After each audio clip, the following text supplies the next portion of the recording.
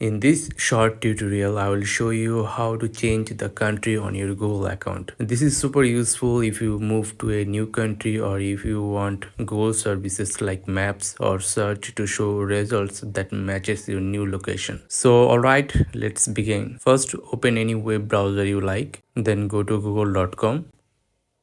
Now make sure you are signed in into the Google account you want to update.